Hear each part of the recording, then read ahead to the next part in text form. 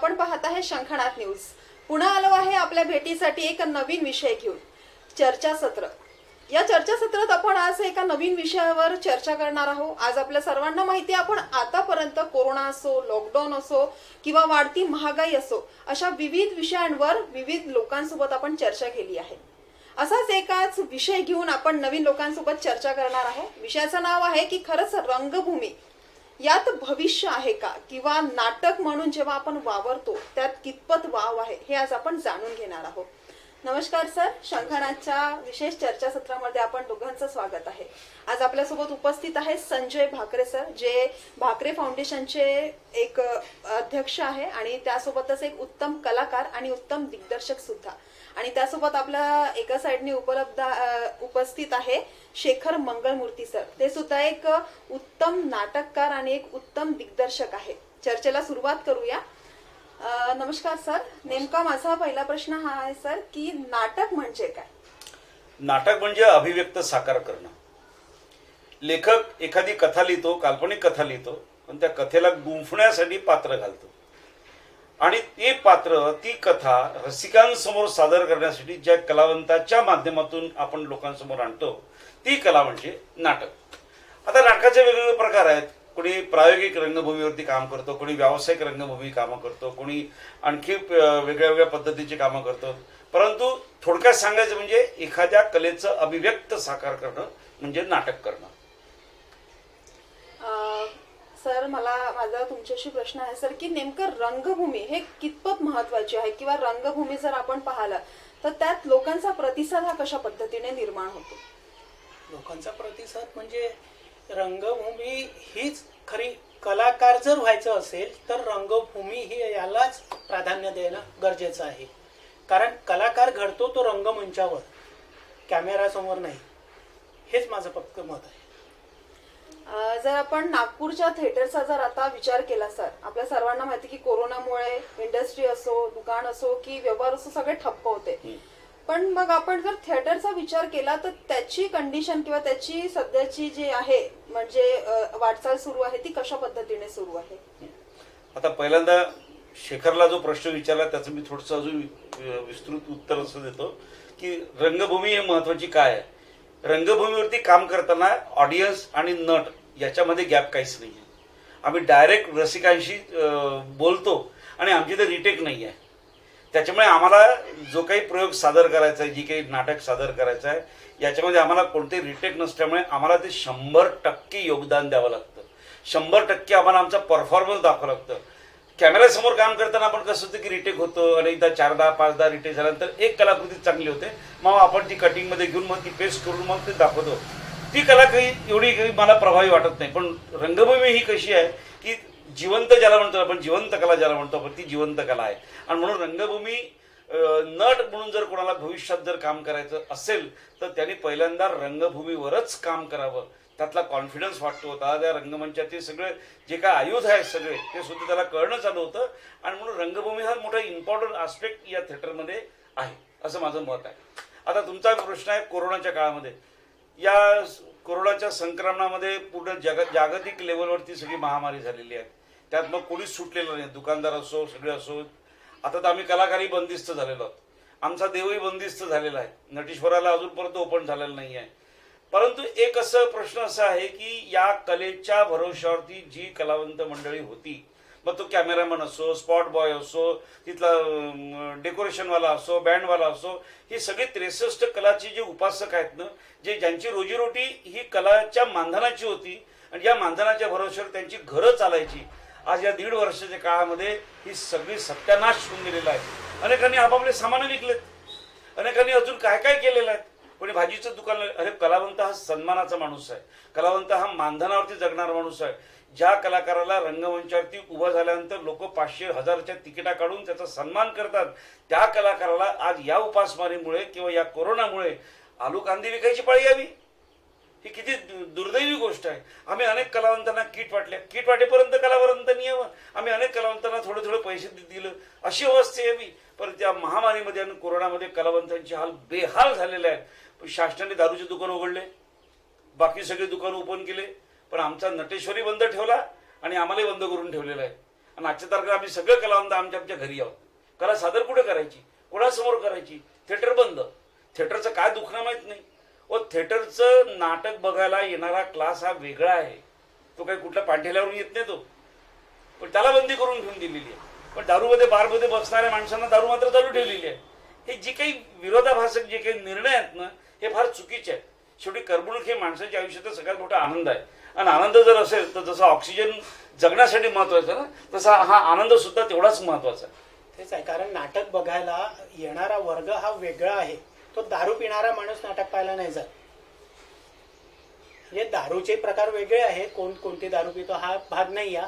पण प्रश्न हा आहे की जो कलाकार आपले कला सादर करतो ती बघायला जाणारा जो वर्ग आहे तो वेगळा आहे. प्रत्येकच माणूस नाटकाकडे जात नाही. सिनेमा बघणारा नाटकच बघतो असंही नाही. त्यामुळे कसं आहे की देऊळ बंद आहे, तुमचे दारूचे दुकानं चालू आहेत आणि कलाकार, कला पुष्कळ प्रकारची कला आहे ना. तुम्ही प्रत्येकच कलाकाराला तुम्ही डांबून ठेवलेलं आहे. कोणतीच कला समोर आलेली नाही आहे सध्या. आता आम्ही कलावंत 9 ऑगस्टला क्रांती दिनाच्या दिवशी आंदोलन केलेलं आहे. आता परवा दिवशी आम्ही कलावंतांनी नटेश्वराला आळवणी घातली, महाआरती केली, पण अजून सरकारचा काही निर्णय झालेलाच नाही. कलावंत बंदिस्त झालेला आहे आणि आज त्यांच्या कुटुंबाचं काय हाल असतील हे परमेश्वर जाणो. आतापर्यंत जसं सर आपल्या सर्वांना माहिती आहे की जर आपण नागपूरचा विचार सर केला तर अनेक कलावंत होऊन गेले, अनेक नाटककार होऊन गेले. पण आपण पाहतो की जसं एक नाटक केलं, 2 केलं, ठीक आहे, अप टू आपण 100 नाटक केले, पण त्यानंतर त्यांचं भविष्य काय असतं ते फक्त म्हणजे थिएटर पुरती किंवा स्टेज पुरती मर्यादित नसतं. कारण आपल्याला माहिती आहे की एक उपजीविकेचं माध्यम म्हणून जर आपण नाटकाचा जर विचार केला तर तो कशा पद्धतीने होऊ शकतो? आता उपजीविकेचं माध्यम जे आपण म्हणतो की नाही, तर 2 प्रकार आहेत. एक नागपूरच्या ग्रामीण भागामध्ये म्हणजे चंद्रपूर, गडचिरोली, भंडारा आणि गोंदिया या ठिकाणी झाडीपट्टीचा फार मोठा सीझन असतो. या झाडीपट्टीला 50-60 वर्षाची मोठी परंपरा आहे. तिथे 4 महिन्यामध्ये अनेक कलावंतांची घरं चाललेली आहेत, अनेक कलावंतांचे संसार चांगले झालेले आहेत, अनेक कलावंत त्या झाडीपट्टीच्या नाटकाच्या व्यावसायिक मानधनावरती त्यांचे घरं चालते आहेत.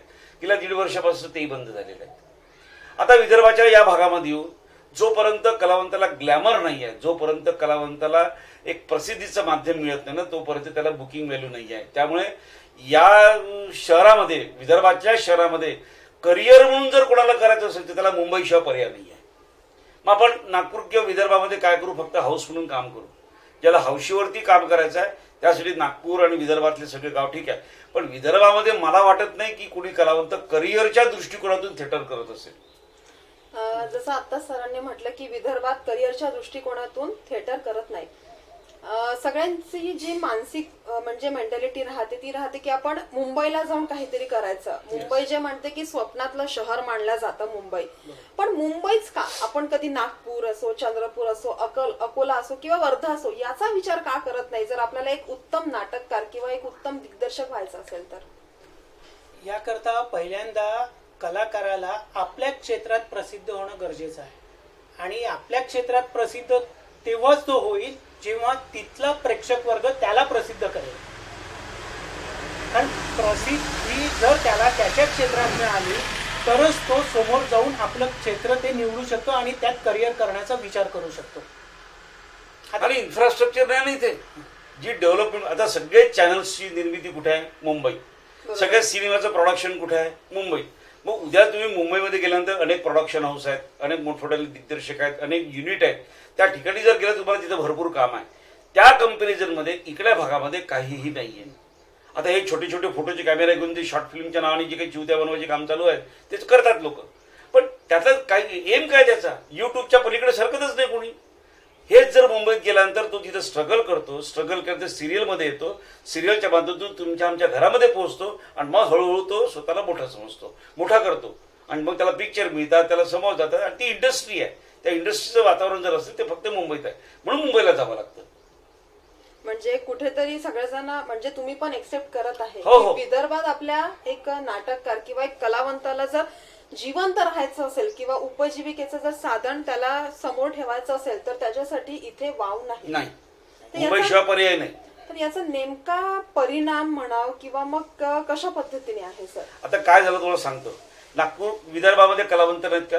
प्रचंड टॅलेंटेड कलावंत आहेत. म्हणजे नुकतंच आम्ही ज्यांना आमच्या गुरुस्थानी म्हणतो असे आदरणीय रमेश अंबईकर सरांचं निधन झालं. रमेश अंबईकर असो, मदन गडकरी असो, किंवा आपले मधुभैया जोशी असो, किंवा किशोर कुलकर्णी असो, या माणसांची, गजानन पांडे सर असो, या सगळ्या माणसांची नाटकं पाहून आम्ही लहानाचे मोठे झालेलो आहोत. एक टॅलेंटेड दिग्दर्शकाची पूर्ण रांग त्या काळामध्ये आम्ही बघितलेली आहे. आणि या सगळ्या बघितल्यानंतर 101 प्रकारची त्यांची नाटकं झालेली आहेत. पण ही सगळी नाटकं कशापुरती होती? ही फक्त राज्यनाट्य स्पर्धेच्या माध्यमातून होती. प्रचंड टॅलेंटेड. कारण राज्यनाट्य स्पर्धा आणि कामगार नाट्य स्पर्धा या 2 स्पर्धा सोडल्या तर विदर्भाला कुठेही अनाद वेगळ्या पद्धतीचं इन्फ्रास्ट्रक्चर नाही. मग टॅलेंटचं काय करायचं? ते टॅलेंट फक्त त्या 2 स्पर्धेपुरती मर्यादित आहे. आपल्याला या सगळ्या टॅलेंटसाठी मोठ्या पद्धतीचं वातावरण निर्माण झालं पाहिजे. एक छान इंडस्ट्री निर्माण झाली पाहिजे. आधी होतं, एक 25 वर्षापूर्वी विदर्भातल्या जवळपास नाही म्हटलं तरी 15 ते 20 ठिकाणी एकांकिका स्पर्धा राहायच्या. म्हणजे जवळपास दिवाळी सीझन आटपला की ते जानेवारी मार्चपर्यंत खूप एकांकिका व्हायच्या. प्रत्येक कलाकाराला काम होतं. प्रत्येक जण या स्पर्धेतून त्या स्पर्धेतून त्या स्पर्धेतून यायची. पण आता स्पर्धा बंद झाल्या. आता या फक्त 2 स्पर्धा जिवंत आहेत. त्या स्पर्धेमध्ये कलावंत भाग घेत राहतात आणि आपले हाऊस भाग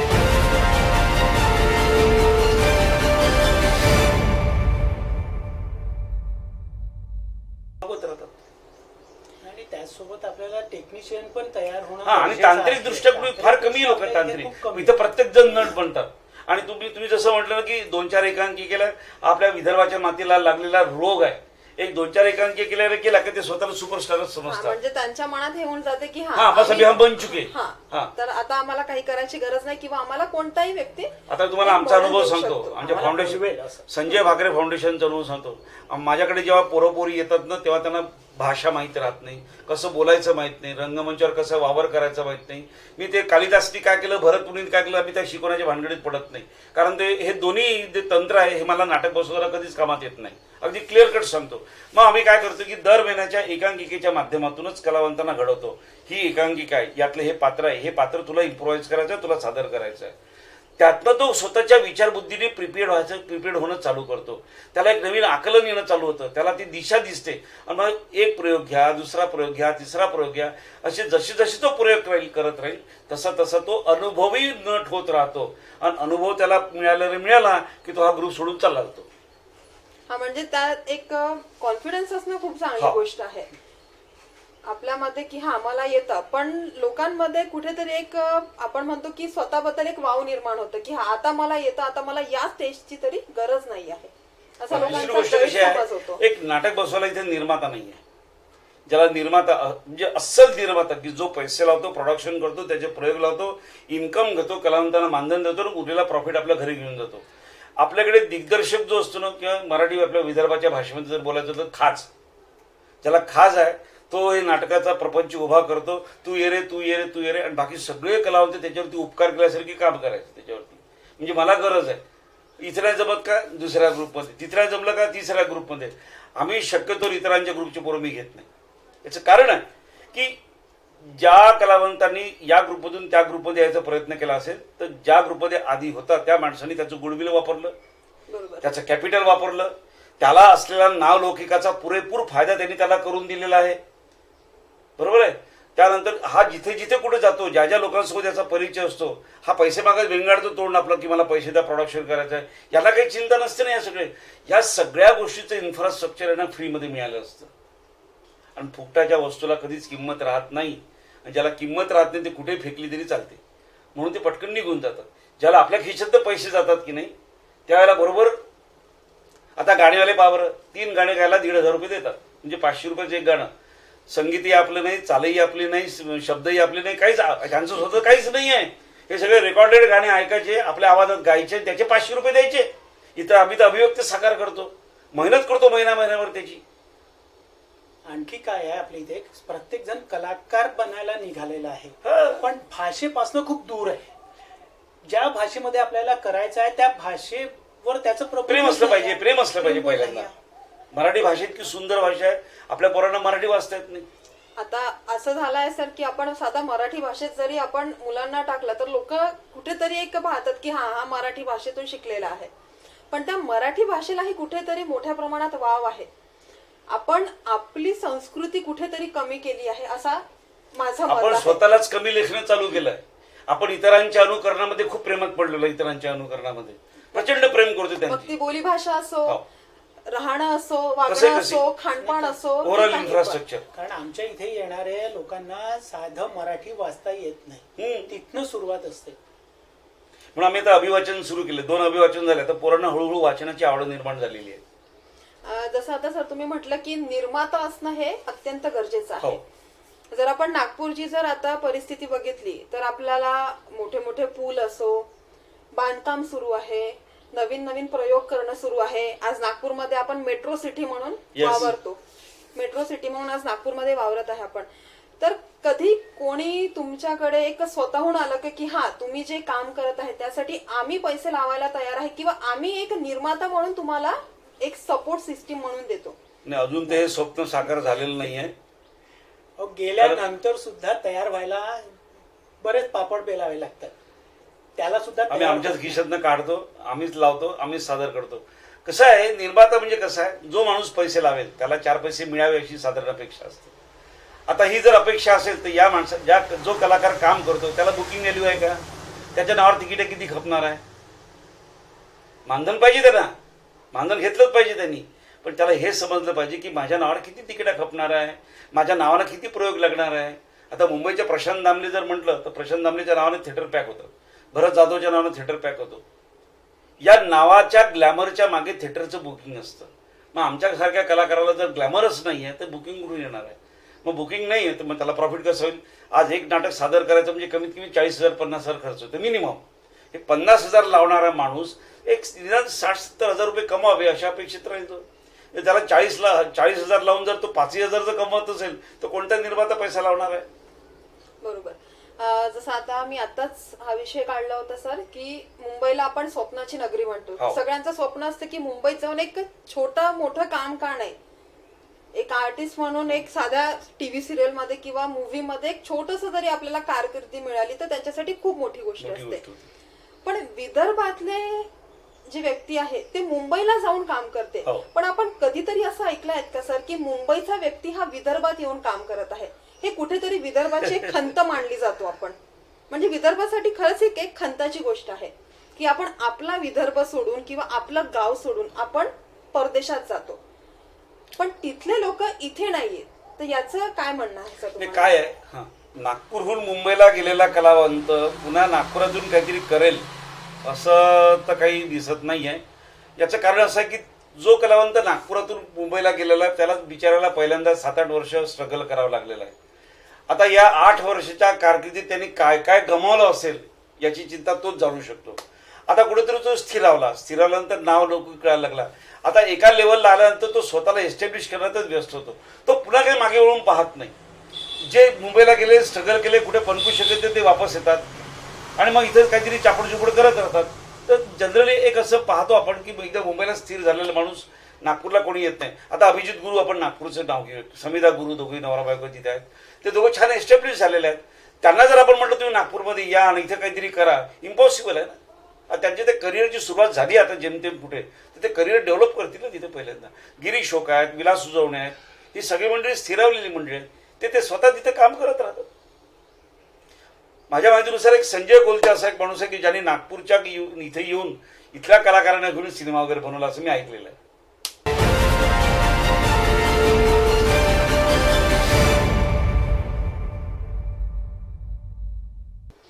याबद्दल तुमचे काय मत आहे सर की म्हणजे विदर्भाच्या बाहेर जाऊन आपल्या विदर्भासाठी आपण काहीतरी करावं, काहीतरी नवीन करावं, तर याबद्दल तुमचे काय मत आहे?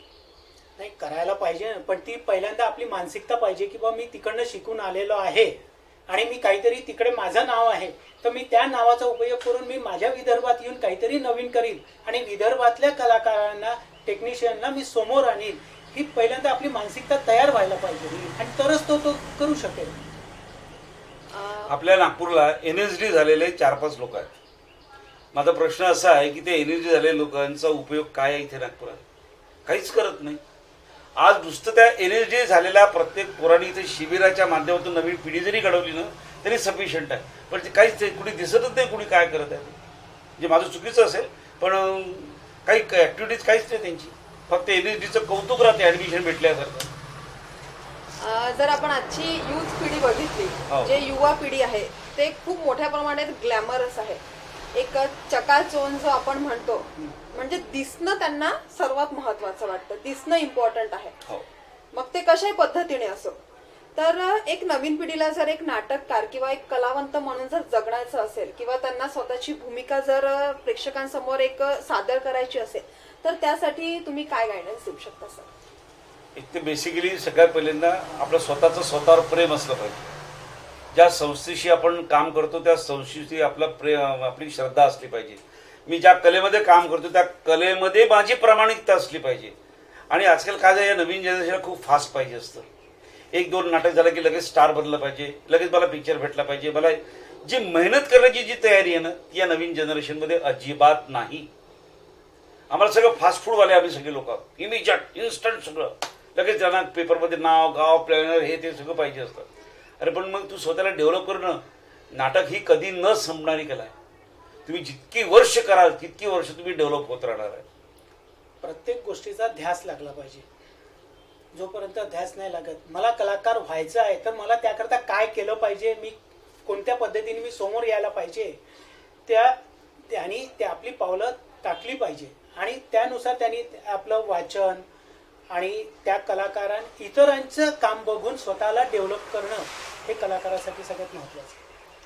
एक नवीन पिढीला किंवा आजच्या ज्या युथला जर एक कलावंत म्हणून जर वावरायचं असेल तर खरंच त्याने विदर्भातनं सुरुवात करणं हे अनिवार्य आहे का? तुमच्या मते काय वाटतं तुम्हाला? हो, प्राथमिक धडे विदर्भातच घ्यावे.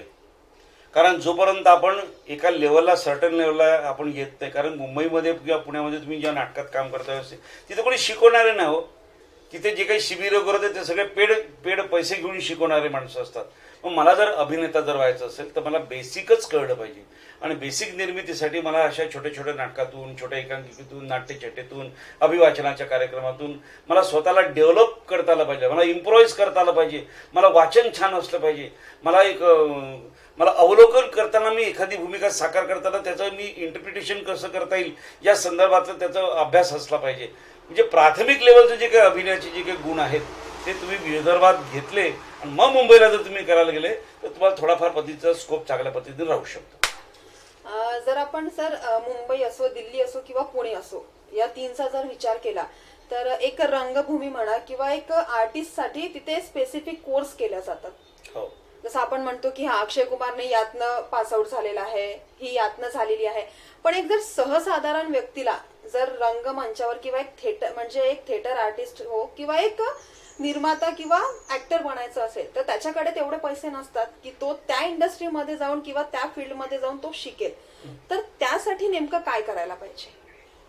त्यांनी स्वतःच्या क्षेत्रामध्ये जिथे कुठे कोणत्या संस्था असतील त्या संस्थेला जॉईन होऊन तिथे जे काही नामवंत दिग्दर्शक असतील त्यांच्या हाताखाली पहिल्यांदा काम करावं, तिथनं तयार व्हावं आणि तिथे एक नाव झाल्यानंतर त्यांनी या आपल्या एखाद्या डिग्री घेण्याच्या प्रोसेसला त्यांनी सुरुवात करावी. पण जोपर्यंत तो आपल्याच ठिकाणी जर काम करणार नाही तर तो एकदम डिग्रीच्या तिथे जाऊन आपलं काम करण्यासाठी तो योग्य नाही राहणार. आता बेसिकली कसं आहे, तुमचे मत काय आहे सर? विद्यापीठाच्या माध्यमातून पूर्ण महाराष्ट्रामध्ये ललित कला विभाग आहे. पुण्याचा ललित कला विभाग घ्या किंवा औरंगाबादचं मराठवाड्याचा ललित कला घ्या, मुंबईचा विभाग घ्या, या सगळ्यात कलाकार बाहेर पडलेले आहेत, चांगले प्रशिक्षित झाले आहेत. आता मराठवाडा विद्यापीठाच्या प्रमुखपदी आपला वराड निघाले लंडनलाचे लक्ष्मणराव देशपांडे सर किती होते, किती कलावंत निघाले. मकरंद अनासपुरे, मंगेश देसाई, प्रशांत दळवी, चंद्रकांत कुलकर्णी, अजून किती नाव सांगू. ही सगळी त्या विद्यापीठातून बाहेरून त्यांनी मुंबईमध्ये आपला ग्रुप तयार केलेला आहे. तिकडे पुण्यातून अनेक कलावंत आलेले आहेत, मुंबईतून अनेक कलावंत त्या ललित कला विभागातून आलेले आहेत. आपल्या नागपुरात ललित कला विभाग आहे पण कोण बाहेर पडलं अजूनपर्यंत काहीच कळलं नाही. ते चालते की नाही चालत माहित नाही. आपली जी म्हणजे मानसिकता असते सर, आपण कम्फर्ट झोन मध्ये काम करायला पसंती देतो. विदर्भातले जर आपण की हा आपण फक्त एक नाटक किंवा 2 नाटक यापर्यंत आपण मर्यादित असतो. आपल्याला या व्यतिरिक्त काहीतरी नवीन करायचं, काहीतरी इनोव्हेटिव्ह करायचं किंवा लोकांना, आणि आपण जर विदर्भाचा जर विचार केला विदर्भाला चुकीचं म्हणत नाही आहे आपण, नाही. पण व्यक्ती जर समोर जात असेल तर तो व्यक्ती समोर कसा जाईल आपण याचा विचार नाही करत, तो व्यक्ती मागे कसा येणार आपण याचा विचार करतो. म्हणजे खंत आहे आपल्या सर्वांसाठी. येस येस करेक्ट, म्हणजे बिलकुल. मी या मताशी specific 100% सहमत आहे. म्हणजे आपण स्पेसिफिक कोणत्या व्यक्तीला आपण म्हणजे उद्देशून किंवा टिप्पणी नाही करत आहे, पण हे विदर्भाची खंत आहे. तो व्यक्ती गेला, आपण हा नाही विचार करत की हा तो गेला आपण त्याला अजून समोर कसं नेऊ, पण आपण हा विचार करतो की तो व्यक्ती तितपत कसा गेला आहे. तर ही पण कुठेतरी कलावंतांसाठी म्हणाव किंवा मग दुसऱ्या इंडस्ट्रीमध्ये नाही, हा कुठेतरी आपल्या मातीला झालेला शाप आहे. हा शापच आहे आपल्या इथे. आपल्याकडे कोणी जर समोर जात असेल तर त्याचे बदनामी करणं, त्याला कसं मागे खिचायचं, त्याच्याबद्दलच्या वावड्या कशा उडवायच्या, हा खराब की तो खराब, याच्याबद्दल चर्चा खूप असते. आता आम्ही आमच्या ग्रुपमध्ये अनेक पोरं येतात, या ग्रुपमधून त्या ग्रुप. आता पहिला प्रश्न होता, बाबा रे तू आधी कुठे काम करत होता? मी अमुक अमुक याच्याकडे काम करत होतो. एक काम कर, तू त्याच्याकडेच काम कर, कारण त्यांनी तुझ्यावरती मेहनत घेतली असते ना. तू लगेच तुझ्या मर्जीने त्याला सोडून दिलं, उद्या मलाही सोडशील तसंच, परवा त्यालाही सोडशील तसंच. तुझ्या मर्जीने आम्ही संस्था चालवायच्या का? तर अशा याच्यामध्ये काय होतं की हे लोक असे एकमेकांना मागे खिचत राहतात. आज जो निर्माता म्हणून काम करतो, आम्ही ग्रुप करतो, आम्ही पैसे लावतो, आम्ही सगळे तयार करतो.